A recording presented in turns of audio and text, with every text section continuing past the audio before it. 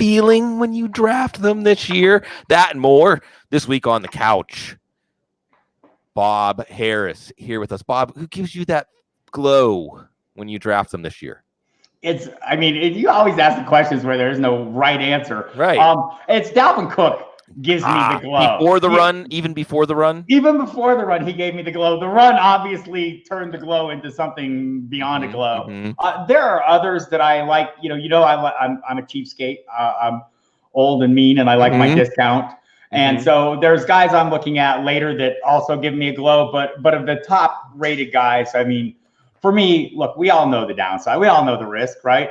I mean, there's the injury baggage that comes with him, but everything else about him, including the adjustments to the coaching staff with Gary Kubiak coming in, and we've all seen the series of running backs who have excelled, most of them without the lineage. They're coming in with the background that Cook has, and the big playability is obviously amazing, as we saw in this last exhibition game. That was phenomenal, but he's the guy for me. I think this offense is built for him. You have to love Bob and Dwayne McFarland, who's been a real fun addition. I love that guy. Love that guy. He's great. Fantastic. He's great. He's been a great addition to Football Guy staff. He was already on the Matt Waldman RSP staff, so he was good. But he wrote an article for Football Guys about drafting from the 9 to 12 slot. I read that. And it's so good this year. I mean, look, no one should be surprised if Dalvin Cook's top 3. No one should be surprised if Juju's top 3. No one should be surprised if Mike Evans is top 3. No one should be surprised if Chubb or Connor Nick Chubb. Throw Nick Chubb in there for sure. Yeah, I mean, he's another one. The late first round, early second round is beautiful, and depending on how your draft breaks, the late third, early fourth seems valuable too. So all of a sudden, I find myself, almost gleefully anticipating the choice between Leonard Fournette, Devonta Freeman, and Aaron Jones, and I'm not sure that's always been the case, and not that again. We all know what we're drafting here, anticipated workloads and, the ability to do something with them. We all know the risks associated with these guys as well, because they're associated with every single player, right? I mean, any player can get hurt. We all know Jordan Reed reminded me again why I should probably not have made him my most owned best ball commodity, but the price was just right. But look, when a player's good, yes, he's had a series of concussions, but I don't care who you are. When you get that helmet in your ear hole, to the point where it knocks it off, it's probably going to do anyone, including Reed. And, so there's always those concerns. But I think all these guys there's a lot of really nice value I'm finding in drafts this year. Yeah, it seems like the late first, early second round players are not as far off of the first half of the first round as they were in the past. Right. It seems like players into the mid, especially running backs, third round running back, right? You mentioned 3 of them. Sometimes Fournette goes in the second. Sometimes Kerryon Johnson was getting into the second, and then there's a little bit of fear about this third down usage. And just remind you that Matt Patricia's there. Damian Williams has danced up and down the third round. You mentioned Aaron Jones. Freeman has been one of my favorites. Josh Jacobs now is coming on strong. I think Montgomery's moving up into that range, that bottom end. Right. So, your third round running back. And I think Chris Carson is a guy that we have trouble with, because we're worried about that, that draft, capital invested in Rashad Penny. But, nothing we've seen tells us that Pete Carroll isn't totally mad dog in love with Carson. And you can kind of get it too when you watch him play. I mean, Rashad Penny, as much as I enjoy watching him run 80 yards to gain 20, I like watching Chris Carson run 5 yards to gain 5 yards, right? I mean, so there's something to be said for that. And Carroll sees it as well. You really nailed it, Bob, when you said there's just no sign. There are a lot of people standing for Rashad Penny at this time last year, but almost nobody this year. And the reports just are continuing in the same direction they were at this time last year. Carson is a clearly better running back than Penny. Enough, honestly, Bob, that last year was Mike Davis. I'm not saying that Penny won't lead the team in snaps if Carson goes down, but Precise looked okay. Right. Brady McKissick or we'll somebody. Talk about him. Yeah, I just don't see Penny being the guy. Like, I don't even know if Penny's an attractive injury handcuff at this point. The only thing I might like about him is Seattle's running game anyway. Right. And I think, that's the argument for drafting him as a standalone player too. But we've seen a lot of guys that are losing steam. Darrell Henderson's losing steam as a standalone player, and he should have. I mean, it got a little ridiculous on him. The duo that I'm, there's all these duos out there, but I was so heavily invested in the Royce Freeman hype train last year that I feel like I wanted to dial back this year, but I'm in even harder this year. I don't know. The cheaper price. Look, I think Philip Lindsay proved he's a great player. I mean, but I still think Royce Freeman was better than people give him credit for. And I know our friend Mike Clay, when he broke down the metrics, he had an interesting note that it was the yards before and after contact for each, where as Royce Freeman was in the top 5 in yards after contact, Lindsay was top 5 in yards, before contact. And you wonder if that holds up or if that's going to be the issue. And with Vic Fangio coming in as kind of an older school coach who's going to play some defense, you're wondering if this isn't an opening for Freeman, who played pretty well last year until he got hurt against Arizona. So I always like the cheaper of the duos, the cheaper price tag. And so maybe that's part of my bias towards Freeman, but it might just be that I was so pushing so hard last year. No, it's good. Well, okay, on that topic, there's a lot of directions I could go, Bob. One of my biggest, so if you follow me as an analyst and you actually put stock in what I say, which really I think you should just put stock in what the people around me say, and every now and then I might accidentally say something that is useful, but I'm often a year early on a player. Me too. So I like that, if only, especially in the rookie year. And Freeman does have a lot of tailwinds behind him. Almost all of the coverage you come back to the offseason is he's going to have a larger role this year. The offensive line will be better with Mike Munchak. The Rich Scangarello the running game, this Kyle Shanahan running game is going to be better for him. There's still Lindsey and eventually Theo Riddick. And we'll see. One nice thing about Denver is that the Fangio defense should set them up with a lot of run-friendly game scripts too. So I can see that. But Bob, I'm prone to flights of fancy, and in that part of my draft, I'm thinking like Justice Hill, Darwin Thompson. Sure. Even Tony Pollard. I think you're reaching a little bit on those, don't you? Though, I mean, but look, so I want to stipulate though, and I say this. I mean, this is easy to say. If every year we could identify the guys that nobody was drafting or nobody put any stock into, who at the end of the year are phenomenal guys who are winning you leagues, we would all be, winning bigger money than doing this podcast. So. That's the thing. That's part of the job, is identifying these guys. And but the point that you made a moment ago is the key point, and I think it's true of all fantasy people. We're always a year early on guys. I mean, we tend to be, right? We start turning guys into things before they're things, and then we hopefully hang on to them as they actually turn into things the next season. Yeah, if you read out the first letter of each thing we've said, it says draft Justice Hill and Darwin Thompson next year, 2020. That's the year to get them, right? That's if you put all these pieces together. Okay. Speaking of guys like Justice Hill and Darwin Thompson in general, Bob, and I want to just throw this as a more general question for you. Who has your mind changed about over August? Who's somebody that you feel differently now than you did when training camp opened? So I think it's some of the higher end guys. I mean, look, I love Justice Hill, by the way. I talked to him during the draft process, and he's a great guy as well. And so that always shades me a little bit when I talk to kids, and I love them. But I think the guy that I've changed the most on, and it's been up and down and back and forth, it's probably Damian Williams, right? I mean, I keep convincing myself that it doesn't matter his background. It doesn't matter being a career journeyman, because it doesn't, right? I mean, it just doesn't. It shouldn't. We should be drafting the role, the position. And that's where the question has fallen in, right? When he had the hamstring issue. So I am the best person in the world when it comes to not listening to my own advice. And my own advice is don't look down the drinking straw. Especially at this time of year, especially, if you're on Twitter like we are, and like most everyone, listening to this pod will be, you're looking and we see these not just day to day, but minute by minute, hyperbolic updates telling us that someone has just done the greatest thing we've never seen.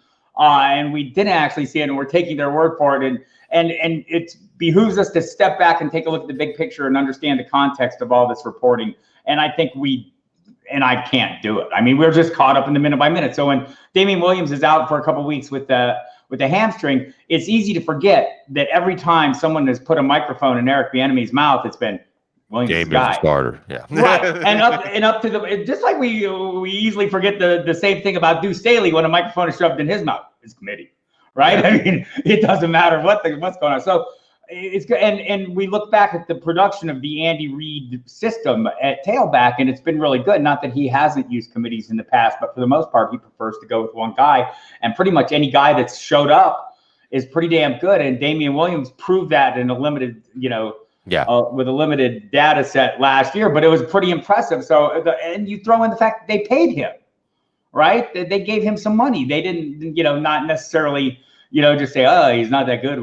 But they paid him a fair amount of money. So I think it's easy to get lost in the minute by minute on him. And, right now the minute by minute is looking good too. And I think that's what I'm going to stick with. But there was a period where I was kind of getting pretty leery of him.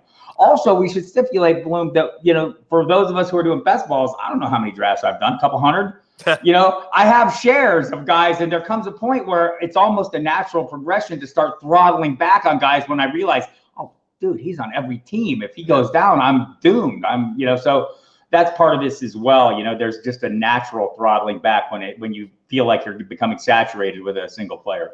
Yeah, it is funny to think about how best ball and DFS has made fantasy a lot more like a portfolio and like a mutual fund that you're mixing in different, long-term growth and short-term profits. And I even find myself, and I'm not an investor, I'm penniless. I rent, and I have enough stuff that I could probably fit in my black Honda that I put the picture of with the water up to the top of the tires. Oh, New Orleans.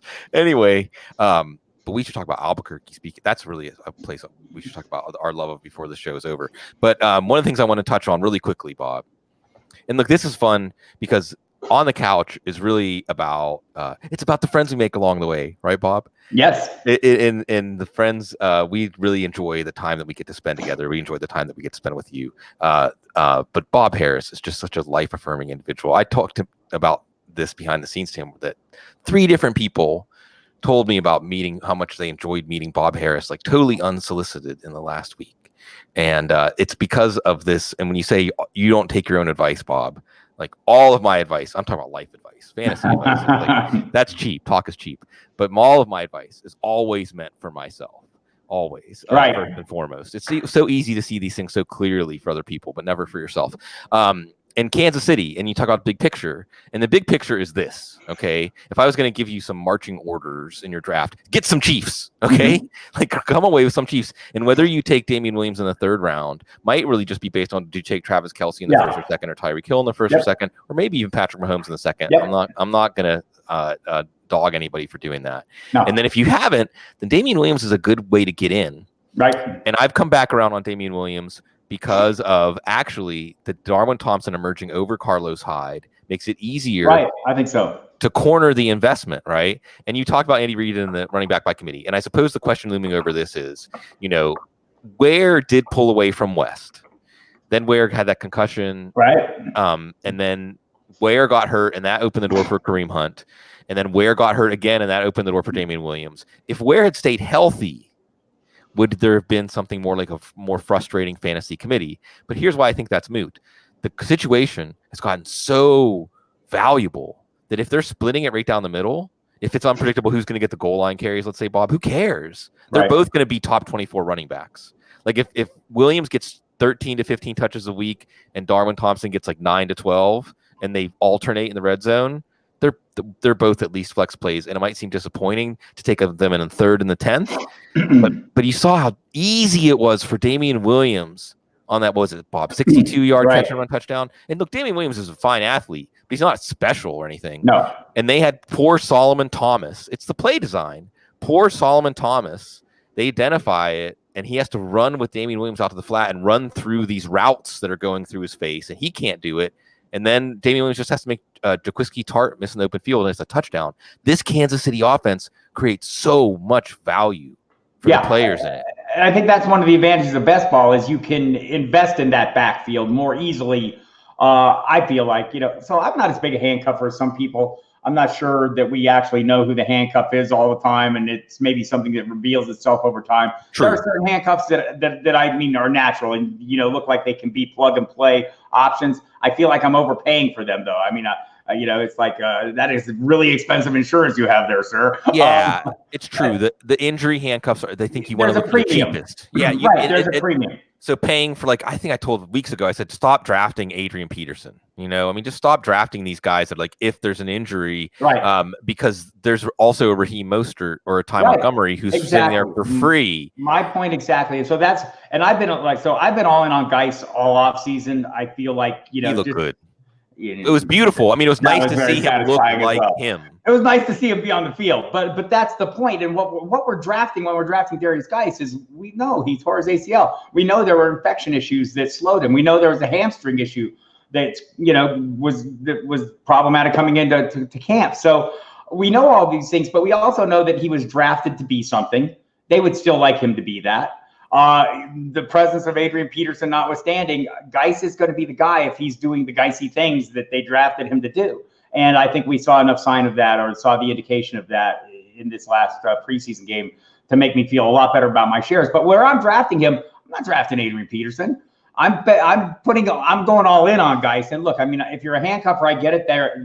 My serious co-host Mike Dempsey is a great handcuffer and loves handcuffing and admonishes me every time I don't, and I just ignore him because that's not my style of play, right? I would rather look elsewhere and find guys that I think can jump in, and maybe that's not the right approach for everybody. I'm not saying it is. It just is for me because I have a hard time paying that handcuff premium for a guy who's only going to do something if somebody gets hurt. And I realize guys get hurt, but predicting that is risky business. It is, and I think that so you get into some exceptions, Bob. And here's my and this one of the exceptions is, and this has been hit on enough that I think people are getting it. Know your scoring and lineups, because in a short bench league, in a league where guys like Raheem Mostert and Ty Montgomery get drafted, in those leagues, like especially now that defensive kickers going away, Bob. So a 20-round draft is deeper than a 20-round draft was when we had kickers and defense.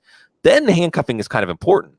A shorter bench league is not as important. However, I'll make a few exceptions. And here's basically the easiest way that I would sum it up is if we're drafting a number one running back, a lead running back at a discount because of worry about injury or really even worry about holdout, let's include the holdout guys too, then it would make sense because it's a way to protect your investment, right? So like if you get Ezekiel Elliott at 1.6, okay, and then you have to take Tony Pollard in the 10th, right? Let's say.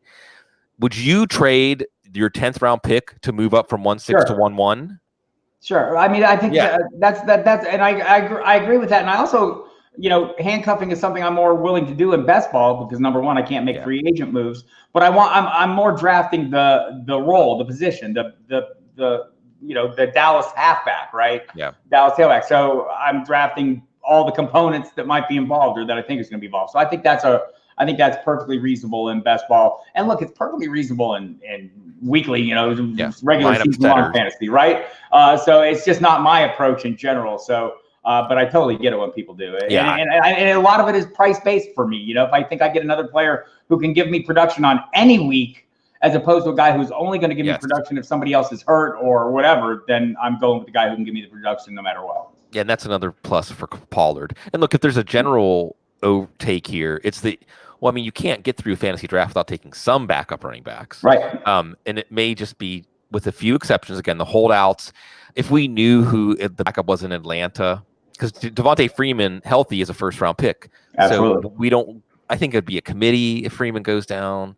I don't know if we have total clarity on Alexander Madison because Mike Boone has looked so good. Because Dalvin Cook's another guy that the only hesitation to take Dalvin Cook is his injury history. Right, right. I mean, in that case, and I think Madison is still fairly priced enough that I can go ahead and take that chance. But you're right. Yeah, you're right. There's a little bit of mystery there. Look, I'll say the same about the Henderson Malcolm Brown. I don't know why everyone forgot Malcolm Brown. They paid him some money to come back, right? They matched an offer to keep him. And I don't, I get the Henderson buzz and why we're all excited and enthusiastic about him. I know I read a piece by Doug Farrar after the draft that, laid it out really well. I mean, he's an ideal chess piece in that offense. Mm-hmm. I don't know that he's an ideal feature back in that offense. So there was a really good piece Mike Triplett published with his overview of the NFL Nation reporters from ESPN. And it mentioned that, Malcolm Brown is a running back that they trust to do all the things they have to do in this backfield. Right. And look, Henderson, speaking of changing your mind, I mean, I've backed off of Henderson. Now you have some remorse for taking him in the 6th or 7th round, but I was basing that on a projection of what he could do, how he could pop, and he hasn't quite popped that way. And like you said, especially with the zone runs, Malcolm Brown is just more seasoned. It's catnip for coaches when they know the running back is going to do their job. And I've warmed to guys more like Hill and Pollard and Darwin Thompson, those rookies who have shown out in a way to potentially, because what people have to understand here, Bob, and where I think we get set in our ways too much is the idea of projection versus rankings. And I went over this earlier this week, but I'll keep going over this, where projections are one fixed data point, or we even look at the way we think coaches plan on using players. Right. And that can be correct at the time. This is the plan. But then the play of the players, hopefully, if the coaches are paying attention, changes it. Right. It can change. You have to read the vectors, like the direction things are going. Wayne Gretzky, where the puck is going, not where it's at. Right.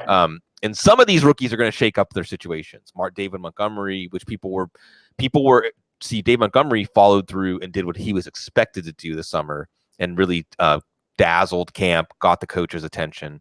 Miles Sanders, after he was hurt, did the same thing. So these guys, obviously I would take them over Henderson, where maybe I wouldn't have 2 or 3 months ago. But rookie running backs, backup running backs are a big part of your draft plan.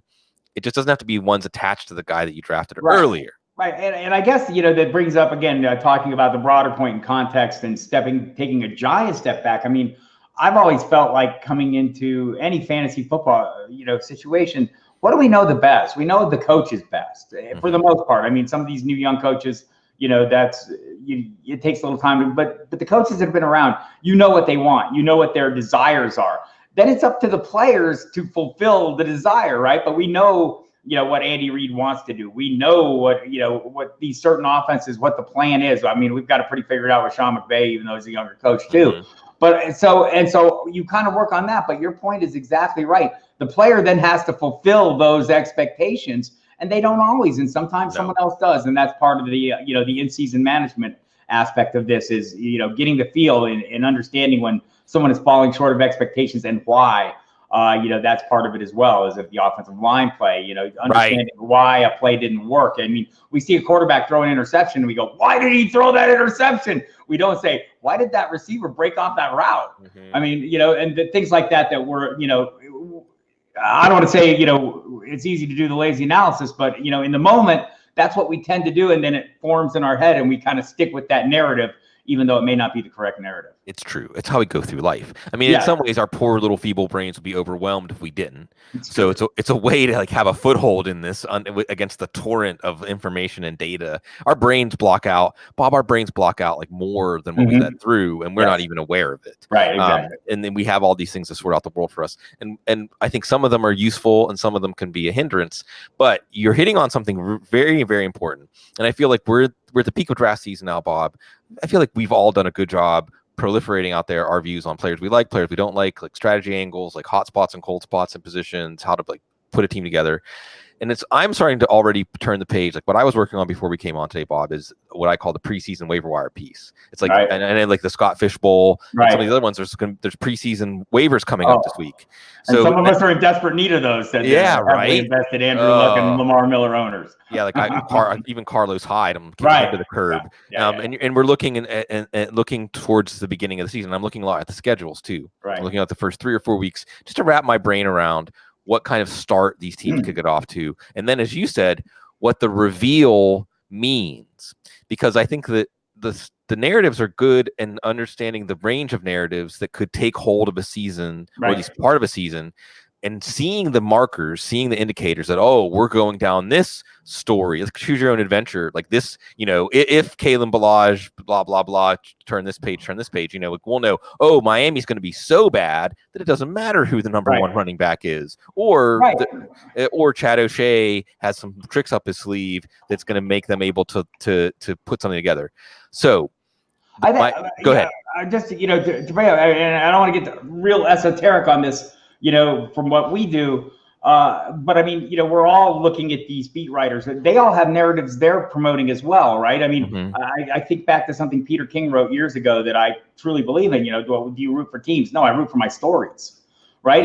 And writers do this. And if you, we have such a range of beat writers available to us, guys who are on the field who aren't necessarily, I mean, over time, they're responding to the fantasy audience because we're the audience. Right. But still, they're journalists trained to observe and report back what they're seeing. They don't always understand, necessarily the context we're looking for. Some do, like you mentioned, Mike Triplett. There's no one better at understanding the fantasy context of what he's reporting than he does, as a standard beat writer. But that's something to pay attention to is okay, why is this guy keep telling me this guy's good when the numbers and everything else I see is not telling me he's good?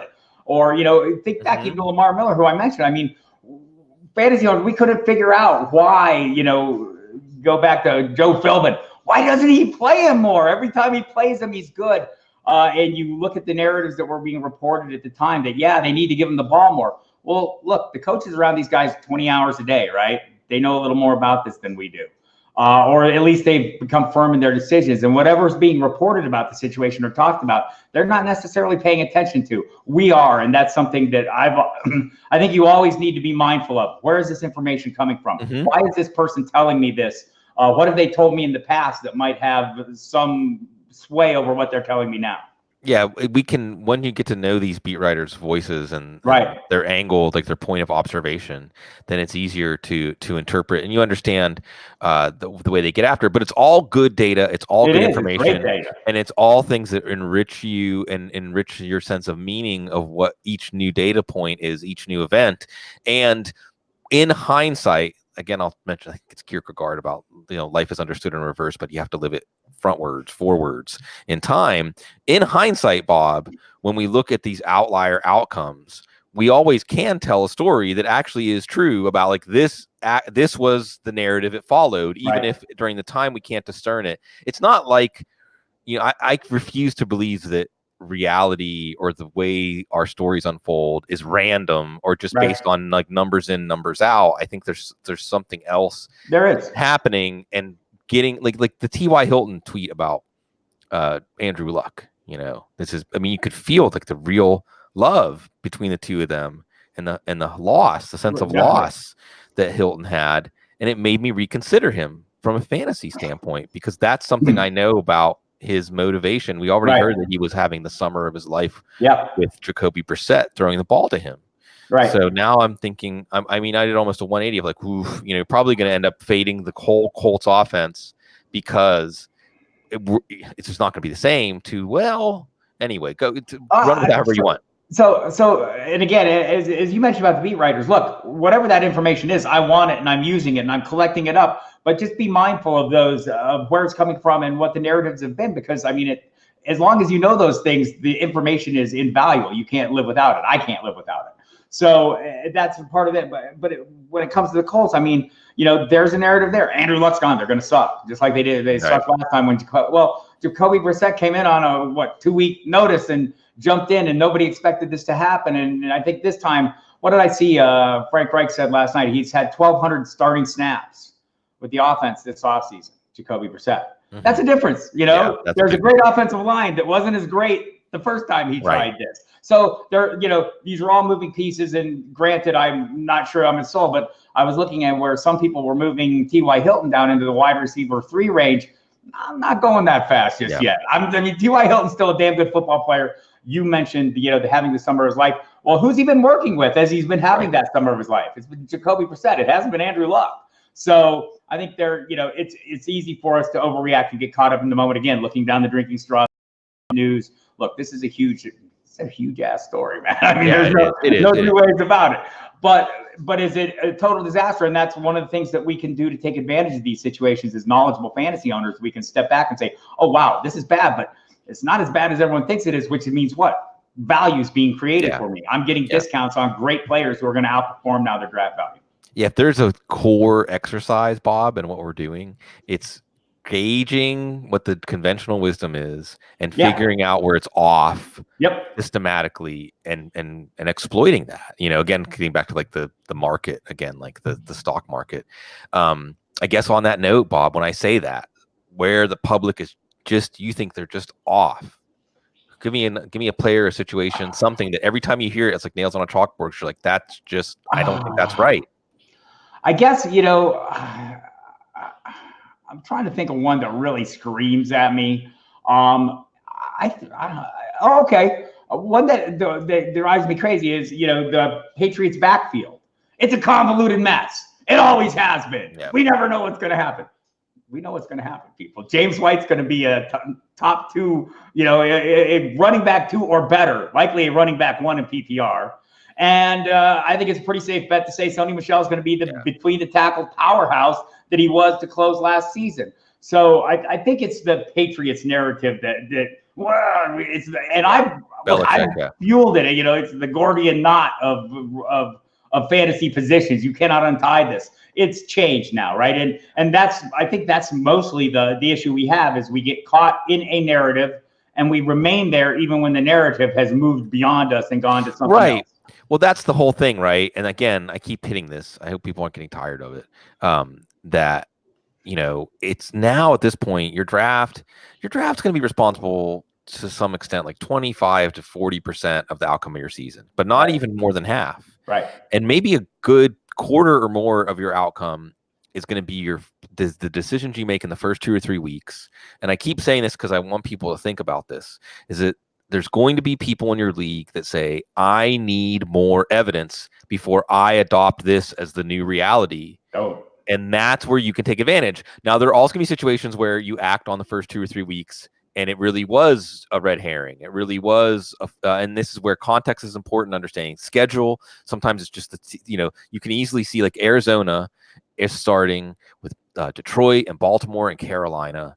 And man, those games each of those teams could run the ball 50 times against them. Just shorten the game and make it just a nightmare if you started any Cardinals. But then the schedule opens up so that you can look at Mark Ingram, because I'm a big Justice Hill guy, but I think Mark Ingram against, including Arizona, but Miami, Kansas City, you can run on Kansas City. Mark Ingram could have got off to a great start, be a top 10 running back, but things can change. Right. And either way, you have to act decisively.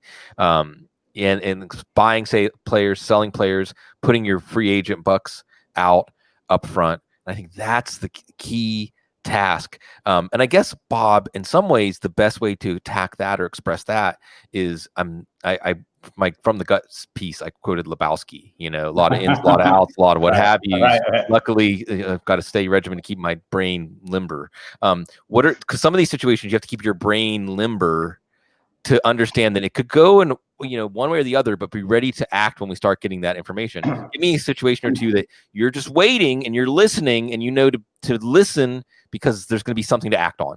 So as people, and you're right, I think that's a big deal, is how quickly we react to what we are seeing, right? I mean, we're seeing you mentioned the last guy. It reminds me of a Sopranos episode. I don't even know what season or what one. Right. Where the feds are running out of the woods up towards a house. Tony, everyone sees it at the same time, but Tony processes it just a little faster than everyone it gets out, right? Yeah. Yep. And that's something that we need to do is probably because he was thinking any day they're going to come for me. Right. He wasn't feeling safe. Right. So those are the kind of things. So I guess I'll be looking for situations that maybe some of these that you mentioned, where there's maybe a running back that's kind of a fringe guy that.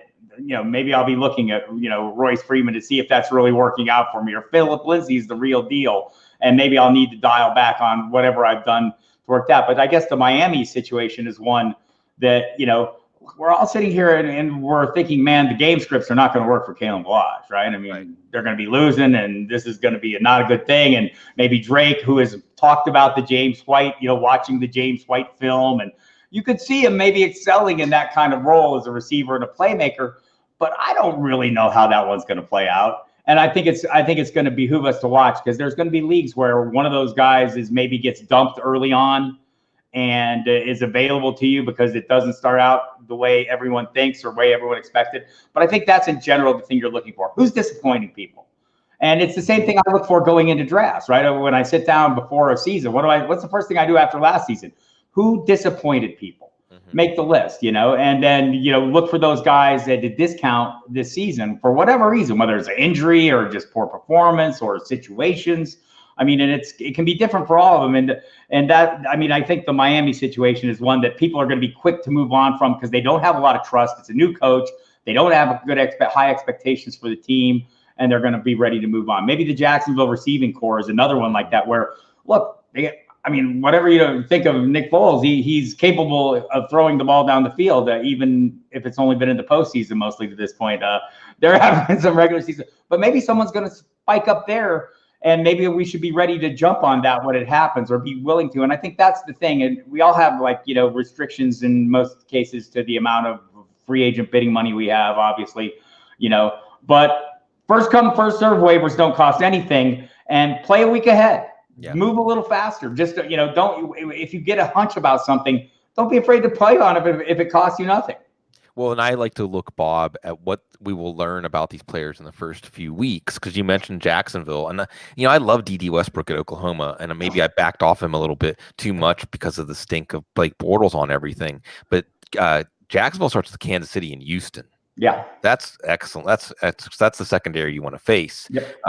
And so that's definitely someone to think about. And because of that, Chark and Conley, I think Chark's maybe got a concussion. We'll watch that. Conley has the background too with Foles. He recruited him. Narrative. Right. He recruited him. He recruited him to the team. The second team worked together in Kansas City and building chemistry, all those kind of things. Those are little narratives that we love and we follow, and that inform us when we get these hunches. Oh, look, he flashed. That maybe just a play, right? I mean, maybe that's all it takes. When you're getting something for free, it's okay to play those hunches. It is, and I think that we're going to learn a lot. I guess something else we were talking about. You brought up the old Tony Soprano, and again, I think how did Tony get the drop? Because he already had a bad feeling, right? So has there been anybody? I'll give you a chance to think about it. Has there been anybody in one of your drafts that you've had a bad feeling? Like, I don't know about you, Bob. I'll go back and look at drafts I did in like July or June, and sometimes I look at what I did and I'm like, what was I thinking? Like, why? I would never. I look back at when I was taking Carlos Hyde, thinking, 12th, 13th round, back in like the fishbowl. Ugh. And I knew it at the time. I'm like, well, I'm going to take him because there's a decent chance, at least a 50% chance, he'll be the backup going into week 1. But I didn't feel confident in him. Immediately, I thought, sometimes, Bob, it's even as immediate as when you make the pick. Sometimes you make the pick and you immediately have remorse. And you're like, I made it takes going through that point of no return. This is one of the heartbreaks of life, right? Although there's always a chance for redemption.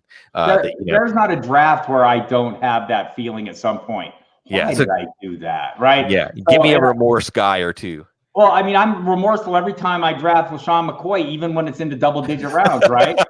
I mean, I just like, man, I need to go take a shower. And look, I feel like it's not like totally unfairly priced. I feel like, I mean, he's today starting running back in the NFL. That may change. And look, you could get Devin Singletary cheaply enough if you wanted to, in best ball certainly, to have that piece. But I never feel good when I draft him. I don't feel good when I draft James Conner.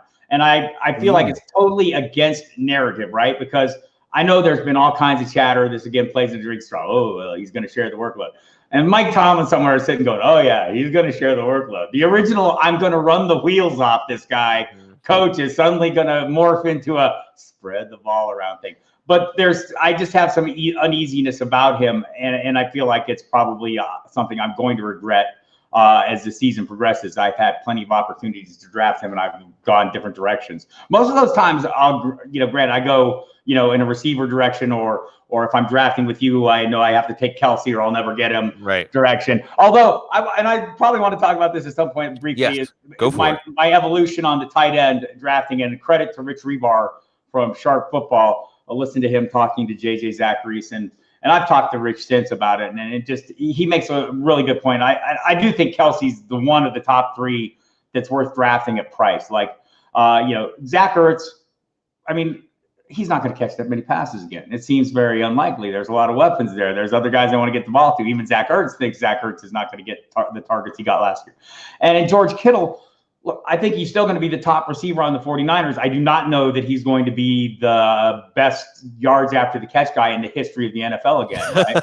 So I suspect not, actually. So, and look, he didn't do that playing with the quarterback he's ideally expected to be playing with this year, or didn't do most of that. So I think waiting till later, I've started feeling a lot better about. And I've bought in a lot on guys that we're all buying into based on very little evidence. The Darren Wallers of the world, the Mark Andrews of the world. Although we've seen a little more from Mark Andrews to have a little more confidence, but he looks he does. But I mean, there's still a Hayden Hurst there. There's some other guys there. Right. Yeah. I've got this painful boil on my tight end. Right. And he blocks really well. So yeah. But there's guys I'm willing to buy in on later that I feel like this year I'm getting better value waiting on the position than I did drafting early, although Kelsey is the exception to that. Sure. And I'm part of the reason I'm having, speaking of remorse about taking Kelsey in the first round at times, is I can't necessarily opt for OJ Howard or Evan Ingram in the 5th round. Sure. You mentioned Andrews. Andrews is one of those guys. And this is one of those things that I'm glad I could put this front and center, Bob. Because I catch myself doing this, or sometimes I don't catch myself doing this, but it's something I can tell like people like, don't do as I do as I say, because you've mentioned this a couple of times already or alluded to it. The idea that don't think that these things are going to change dramatically without some evidence that they are. And when we're expecting this right or left turn, like in Mike Tomlin's running back usage, or a right or left turn in, there's debates about how to apply it to Reed or how to apply it to Philadelphia, but absent evidence, projecting that turn is foolish. Right.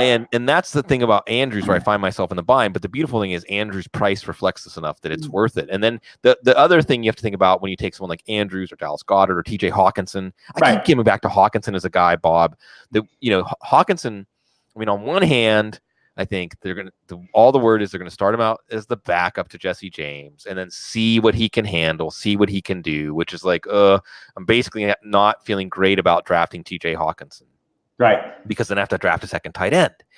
But then you look at they're playing Arizona week 1, and Hassan Reddick is probably not even going to play. Dennis Gardeck, I think, is look in line to start. Like, imagine Gardeck trying to run with TJ Hawkinson. Like, Hawkinson might be on the field for 10 plays and catch 3 balls for 70 yards and a touchdown. Go ahead. Right. And not comparing the two, but, we all have the same concern probably about when we're drafting a guy like Hawkinson that, somewhere in the middle of the season, Scooby and Shaggy are going to pull off the mask and it's Gesicki underneath going, yeah. It's not for these damn kids. I could have fooled them. So, look, I think there's guys like, I'm more in on the older guys, Delanie Walker, who there's no evidence to believe that he's, other than. Can I just interject really quickly, though, Bob? Has your vibe, speaking of things not changing, has your vibe about the Tennessee offense on the whole changed in the last 8 months? Not really. There have been moments where people have convinced me that the red zone passing attack might be a little better, but no. And I started out with a lot more confidence that they would run Derrick Henry to death, and maybe that's diminished some because of his calf issue. And then recently I'm hearing more about, Lewis again, and I'm thinking, really? Why am I hearing about him? I should only be hearing about Derrick Henry pounding the ball, and the Lewin suspension is concerning. There's a lot of things that are worrying me. So I've had momentary flashes of optimism that are doused quickly by reality, and pretty much the reality every time I see them on the field is, this is going to be bad. But it's been bad before, and Delanie Walker has done well. Yeah. Right. So I think drafting him where his price point is right now gives you, it's almost like drafting. Look, I've been a huge Lamar Jackson drafter, huge. Yes. Because I'm getting Phillip Rivers or Kirk Cousins, way later. And, these are the industry drafts we do where quarterbacks are going late anyway. So I feel like I'm all right reaching on Lamar Jackson and hoping I hit that one out of the park, and knowing full well that Phillip Rivers will probably make it a very difficult weekly decision every single week because that's what he does. So, But I feel the same about, a guy like Walker, where I can get him as a steady Eddie a little later. And if I want to splurge on one of the upside guys or one of the guys that is less proven, one of the Mark Andrews or, Darren Waller, I don't have to draft early, but I guess, guys like that, I kind of take that same approach, and maybe it's just a onesie approach, onesie position approach where, if I'm going to draft an upside guy, I want a steady Eddie behind him, a guy that I have a little confidence in is going to be on the field, be productive every week and not give me a 0. It's cheaper than ever too. I mean, the quarterbacks and the tight ends, the Greg Olsons, the Tyler Eiferts even. Look, AJ Green's going to be out. If you have to start Tyler Eifert week 1. Don't stop. Eifert teasing me. No, but Bob, when we're doing, can't quit. Stop it. Sure, but look, week 1 against Seattle, Bobby Wagner coming back from that injection and so on. So I was advocating, Bob, one very viable strategy tight end is pair up an upside guy, a Hawkinson and Goddard, an Andrews, and I actually think Njoku belongs in that group, down. I'm a little lower on Njoku than others. I think he's more of an aspirational pick than one that has arrived, and he may arrive. And then pair him up with an Olsen, an Eifert, a Walker, Jordan an Austin Hooper, an unsexy but right, Jason Witten. Right, no, I'm not going there. But I think Eifert for me is such a freebie. I have not resisted. I think between him and Reed, there's no tight ends I own more just because the price is crazy. I tend to be or try to be injury agnostic, much to my detriment on regular occasions. But I'm a firm believer that everybody gets hurt. Anybody can get hurt. And when you look at the chronic issues versus the outlier injuries, Eifert, the back issues were a concern, but I mean, the ankle's not a concern. No, it was a fluke injury. Broke his ankle. Same with Delanie Walker. He broke his damn ankle. It's not because he's old. It's not because he's prone to it. It's just he broke it. And Eifert was looking good before he got hurt. He looked like Eifert of old. He was making a great play when he hurt his ankle. And I'm going to throw this out there because I don't know if anybody else is throwing it out there, but Eric Stoner, who we talked about before we went on the air, the legendary Eric Stoner. It's great that it's becoming like cred to be like, yeah, I text with Eric Stoner. But Eric always talked about watching the Rams, how Cooper Kupp is more of a tight end. Right. The matchups and the way he's used. And that's part of the reason that Gerald Everett and Tyler Higbee are like waiting probably for second team to become something for fantasy football and live up to their talents because of Kupp. So, Bob, then you do the math. Who plays the Cooper Kupp role? Now, a lot of people put Tyler Boyd there, but Tyler Boyd has been talking about how he's the first read. Right. They're asking him to do different things, different routes, which makes me wonder, is Boyd the Woods in this offense? And is Eifert the Kupp?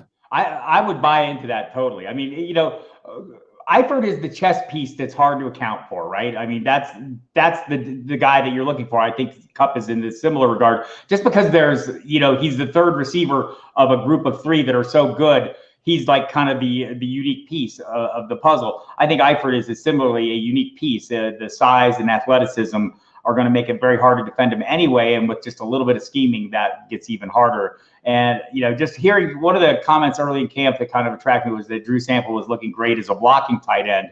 And that's going to give them a lot of leeway. Whether it ends up being him or Uzomah, I don't know. But, I mean, that's not the point. The point is, what were they looking for? A guy who could be the inline blocker so we can do whatever the hell we want with Tyler Eifert. Yeah. Right. And so I do kind of think that that's a distinct possibility. I've been drafting him like that's a distinct possibility, and with my fingers crossed, because we know what he is when he's on the field, and we know how much he's not on the field. All these things are calculations, and it's built into the price.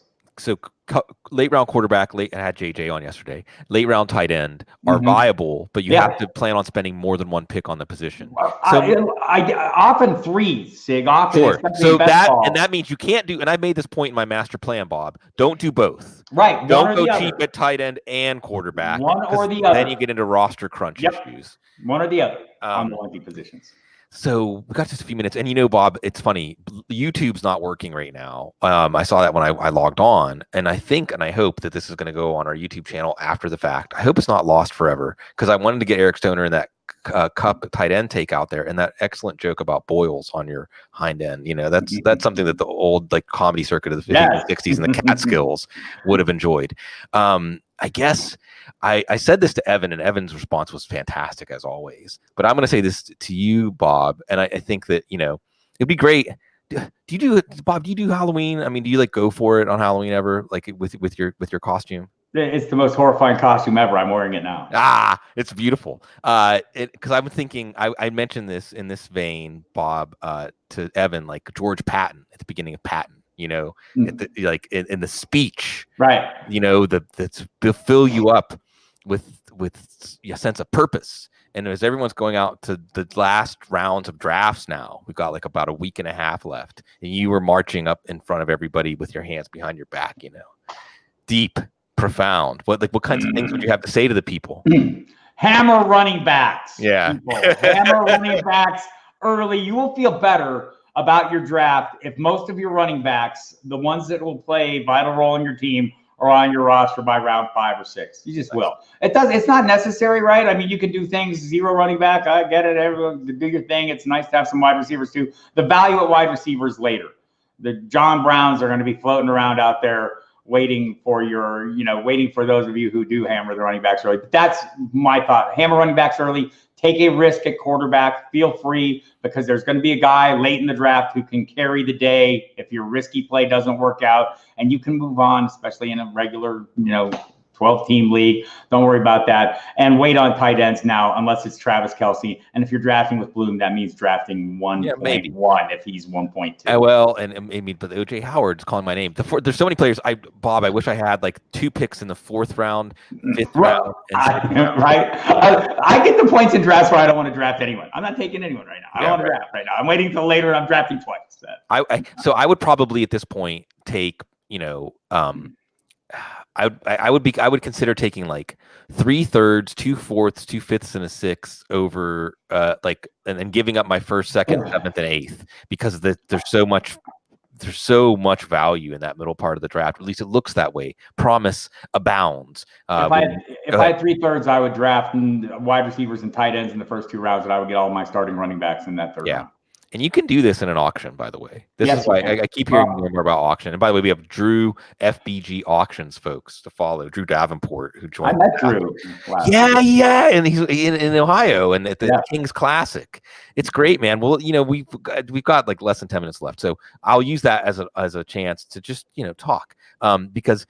Bob, you really, I always like to say that if you look at the sandbox we're all playing in, you can see the initials BH down there. Like you were there when they were pouring the cement. You were one of the ones who made the mold, and your continued unbridled positive energy and what you bring to our community. It's part of it. It's you're in it, Bob.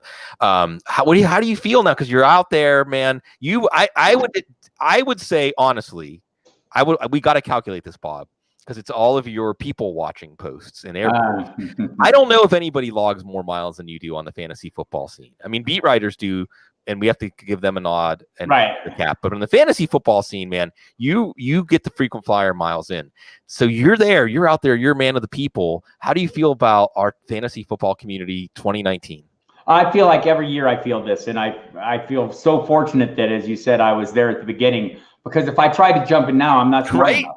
I'm not smart enough anymore, right? I mean, there are so many amazing, smart, talented people. And look, I see you out there on Twitter. I'm looking for you, by the way. I mean, I'm going to come after you all, and I do that as much as I can. But look, there's so many smart people that are doing this, that are coming up with ways of looking at data and examining data, presenting data that I think are amazing and innovative. I think, and I feel like it's, we talk about the golden era of this or that. I mean, it's just a golden era of fantasy thinking, not necessarily, I mean, look, I communicate ideas well, or I'd like to think I do. I can take data, but I mean, creatively applying data and collecting it and looking at it in new ways.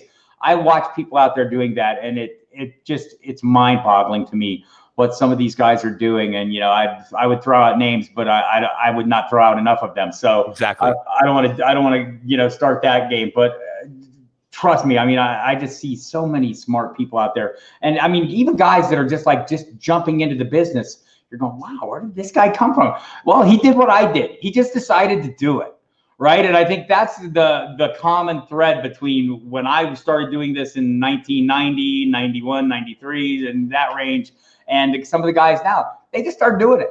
Oh, wow, I see this thing. I want to do this. I want to look at this. Look what I found. And they just start putting it out there. And I think, as we all hone our ability to present the information in an entertaining way, that's still important. But I think getting the data out there, especially with Twitter, I mean, you can make great inroads into this community just being on Twitter. And I feel like I'm not as active as I want to be in tweeting. It's because I'm sitting there trying to keep up with reading all of it. Sure. It's like a fire hose stuck into your mouth, turned on full. You're just getting blasted with this amazing information, whether it's the fantasy community, the beat writer community, all those things. So, but I think that's what I'm seeing in this. And it's not a new development. It's just an increasing development. It's interesting how it changes over time, Bob, and how we get to like duality of opposites, right? There's a whole bunch of thoughts I have about this, and really, this is where the things should jump off. I do want to say again, though, that I'm getting to see Bob Harris at week 1 of the NFL season in Albuquerque. Go to Sadie's, folks. Get some sopapillas, get some green chili, take a ride on the Sandia Peak Tramway, and do all kinds of other wonderful things that there are. New Mexico truly is the land of enchantment. It is. I feel like New Mexico's in my soul, and that gets me to what I was going to say about what you said. It's interesting because I think a lot of us, depending on when we got into the fantasy industry, got into it, at least in some part. My story is pretty simple. Like, I don't love my work, but I do this at time I'm supposed to be doing my work. So why don't I just try to do this as my work? I throw myself into this the way I should throw myself into my work. So let me try to make this my work. And jobs, some people out there, I know some people listening right now, if this actually makes it to the interwebs, some people feel like their jobs are like eating a little bit of their soul away every day. There's that Bukowski quote that I'll mangle to something like, if you feel like you're losing your soul, at least you still have a soul left to lose. Yeah. And I think that and you talk about people and brilliant people and the angles and the enjoyment people have in sharing it. And the enjoyment's the key, is that people are really intelligent, clever people and are going after this, but it's the enjoyment of engaging with the thing and seeing what happens and engaging with other people that are engaging with it. And that way we give a little bit of our soul, a little piece of our soul to each other in these interactions, right? Again, namaste. And it's a way that almost makes it so now that this has become a more people putting their souls into this. It's soulful, even though it's fantasy football. It's an abstraction of an abstraction. It's already like a diversion. It's like a diversion created from a diversion. But we are coming together and finding people that we like to talk to, people whose minds we like to interact with. We like to do the dance, the cosmic dance with each other's minds. And I've said this once before on the show, but Bob, you're inspiring me to say it again, because I always really wanted to start the revolution. That's actually my goal. And I wonder, because like you said, it's data visualization, and data seems to be objective in this way that people can agree where they may not elsewhere be able to agree. Right. And I've said this before, and I'll say it again because I feel it's like someone much more motivated and ingenious than me can run with it.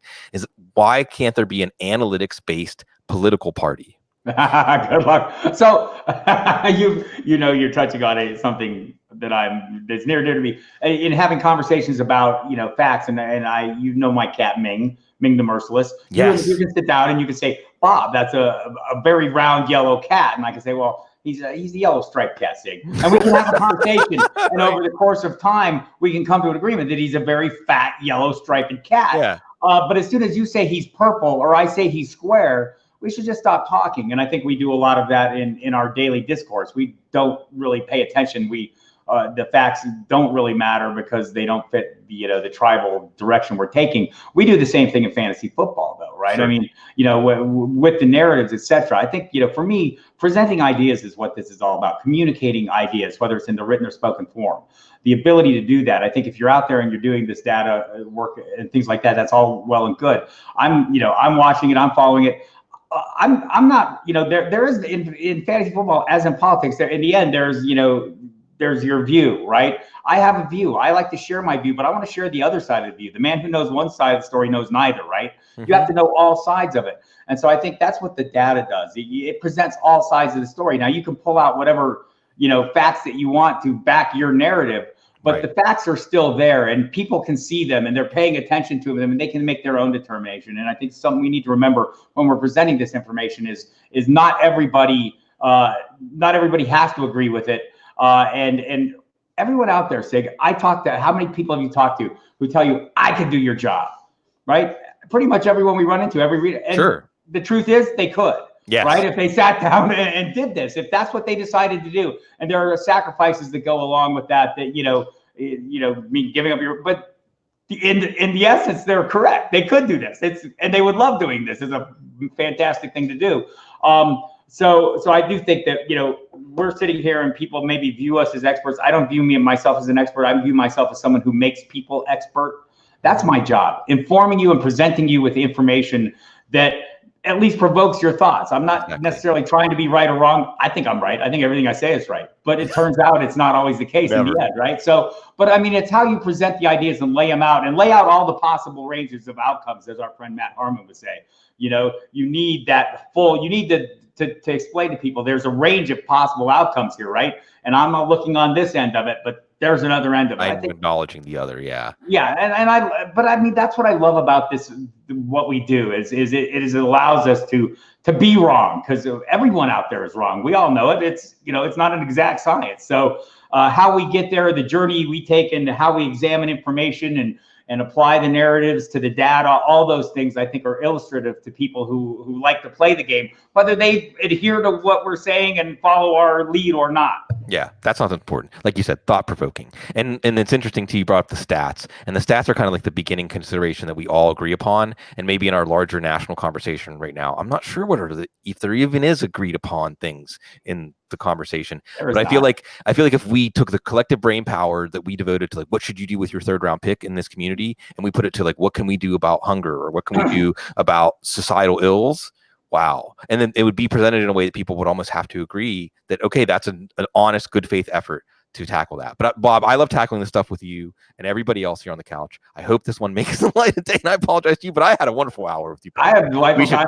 We should just do this anyway. I would do it every day if I had a chance. Thank you, everybody. It's fantasy football season. Football Diehards at a Football Diehard. Bob Harris on Sirius XM with Mike Dempsey. You know it. You love it. We love you because you're so classy.